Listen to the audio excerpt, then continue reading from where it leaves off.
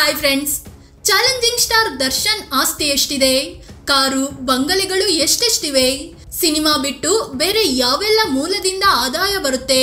ದರ್ಶನ್ ಮಾಡೋ ದಾನ ಧರ್ಮಗಳ ಬಗ್ಗೆ ಗೊತ್ತಾ? ಐಷಾರಾಮಿ ಜೀವನ ಹೇಗಿದೆ? ಎಲ್ಲವನ್ನು ಈ ವಿಡಿಯೋದಲ್ಲಿ ಹೇಳ್ತೀವಿ. ಅದಕ್ಕೂ ಮುನ್ನ ನೀವಿನ್ನೂ ನಮ್ಮ ಚಾನಲ್ಗೆ ಸಬ್ಸ್ಕ್ರೈಬ್ ಆಗಿಲ್ಲ ಅಂದರೆ ಈ ಕೂಡಲೇ ಆಗಿ ಪಕ್ಕದ ಗಂಟೆ ಗುರುತಿನ ಮೇಲೆ ಕ್ಲಿಕ್ ಮಾಡಿ. ದರ್ಶನ್ ಆದಾಯದ ಮೂಲ. ದರ್ಶನ್ ತೂಗುದೀಪ ಆದಾಯದ ಪ್ರಮುಖ ಮೂಲ ಸಿನಿಮಾ ಆಗಿದೆ. ಇವರ ಆಸ್ತಿಯ ದೊಡ್ಡ ಭಾಗ ಸಿನಿಮಾದಿಂದಲೇ ಸಂಪಾದಿಸಿದ್ದಾರೆ. ಒಂದು ಸಿನಿಮಾಗೆ ಸುಮಾರು 25 ಕೋಟಿ ರೂಪಾಯಿ ತಗೊಳ್ತಾರೆ. ಇದರ ಜೊತೆಗೂ ಸಿನಿಮಾ ಹಿಟ್ಟಾದ್ರೆ ಹೆಚ್ಚುವರಿಯಾಗಿ ದುಡ್ಡು ಸಿಗುತ್ತೆ. ಬಾಕ್ಸ್ ಆಫೀಸ್ ಸುಲ್ತಾನ ಅಂತ ಕರೆಸಿಕೊಳ್ಳೋ ದರ್ಶನ್ರ ಸಿನಿಮಾ ಇನ್ಕಮ್ ನಿರಂತರವಾಗಿ ಏರುತ್ತಲೇ ಇದೆ. ಇದಲ್ಲದೆ ಹಲವು ಬ್ರ್ಯಾಂಡ್ಗಳಿಗೆ ಅಂಬಾಸಿಡರ್ ಆಗಿದ್ದು ಜಾಹೀರಾತುಗಳಿಂದಲೂ ದುಡ್ಡು ಬರುತ್ತೆ.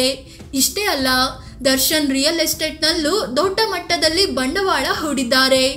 ರಾಜ್ಯದ ಪ್ರಮುಖ ನಗರಗಳಲ್ಲಿ ಪ್ರಾಪರ್ಟಿ ಖರೀದಿಸಿದ್ದಾರೆ.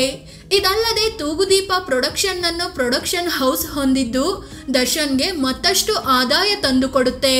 ಕಾರು ಬಂಗಲೆ ಐಷಾರಾಮಿ ಜೀವನ. ದರ್ಶನ್ ಕಾರು ಪ್ರೀತಿ ಎಂತಹದ್ದು ಅಂತ ಎಲ್ರಿಗೂ ಗೊತ್ತೇ ಇದೆ. ಹಲವಾರು ಐಷಾರಾಮಿ ಕಾರುಗಳನ್ನ ಹೊಂದಿದ್ದಾರೆ. BMW, ರೇಂಜ್ ರೋವರ್, ಆಡಿ, Lamborghini, ರಾಂಗ್ಲರ್ jeep, Toyota Vellfire, Jaguar ಸೇರಿದಂತೆ ಹಲವು ಕಾರುಗಳಿವೆ. ಈ ಕಾರುಗಳ ಒಟ್ಟು ಮೌಲ್ಯವೇ 15 ರಿಂದ 16 ಕೋಟಿ ರೂಪಾಯಿಯಷ್ಟಾಗುತ್ತೆ. ಇನ್ನು ಬೆಂಗಳೂರಿನ ರಾಜರಾಜೇಶ್ವರಿ ನಗರದಲ್ಲಿ ದರ್ಶನ್ಗೆ ಸೇರಿದ ಐಷಾರಾಮಿ ಬಂಗಲೆ ಇದೆ. ಕೋಟಿಗಟ್ಟಲೆ ಬೆಲೆ ಬಾಳೋ ಬಂಗಲೆ ಇದಾಗಿದ್ದು ತಮ್ಮ ಟೇಸ್ಟ್ಗೆ ತಕ್ಕಂತೆ ಕಟ್ಟಿಸಿದ್ದಾರೆ. ಇನ್ನು ದರ್ಶನ್ ಗೆಳತಿ ಪವಿತ್ರ ಗೌಡಗೂ ರಾಜರಾಜೇಶ್ವರಿ ನಗರದಲ್ಲೇ 3 ಅಂತಸ್ತಿನ ಮನೆ ಕೊಡಿಸಿದ್ದಾರೆ. ದರ್ಶನ್ ದುಬಾರಿ ಬೆಲೆಯ ಬಟ್ಟೆ, ಶೂ ಧರಿಸ್ತಾರೆ. ಫಾರ್ಮ್ ಹೌಸ್ ಪ್ರಾಣಿ ಪ್ರಪಂಚ. ಕಾರು ಮನೆ ಮಾತ್ರವಲ್ಲ, ಇದು ಬಿಟ್ಟು ಕೂಡ ದರ್ಶನ್ ಹೆಸರಲ್ಲಿ ಹಲವಾರು ಆಸ್ತಿ ಇದೆ. ಮೈಸೂರು, ಆನೇಕಲ್ನ ಫಾರ್ಮ್ ಹೌಸ್ ಸೇರಿದಂತೆ ರಾಜ್ಯದ ವಿವಿಧ ಭಾಗಗಳಲ್ಲಿ ಆಸ್ತಿ ಮಾಡಿಟ್ಟಿದ್ದಾರೆ. ಫಾರ್ಮ್ ಹೌಸ್ನಲ್ಲಿ ಪ್ರಾಣಿ ಲೋಕವನ್ನೇ ಸೃಷ್ಟಿ ಮಾಡಿದ್ದು ಬಗೆ ಬಗೆಯ ಪ್ರಾಣಿಗಳಿವೆ.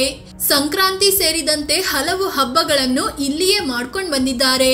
ಶೂಟಿಂಗ್ ಇಲ್ಲದ ಫ್ರೀ ಟೈಮ್ ಅಲ್ಲಿ ದರ್ಶನ್ ಮೈಸೂರು ಫಾರ್ಮ್ ಹೌಸ್ ನಲ್ಲೇ ಕಾಲ ಕಳೀತಾರೆ. ದರ್ಶನ್ ಆಸ್ತಿ ಎಷ್ಟು ಗೊತ್ತಾ?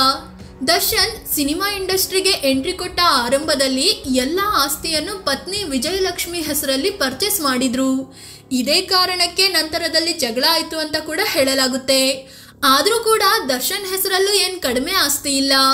ಮೂಲಗಳ ಪ್ರಕಾರ ದರ್ಶನ್ 120 ಕೋಟಿ ಆಸ್ತಿ ಹೊಂದಿದ್ದಾರೆ.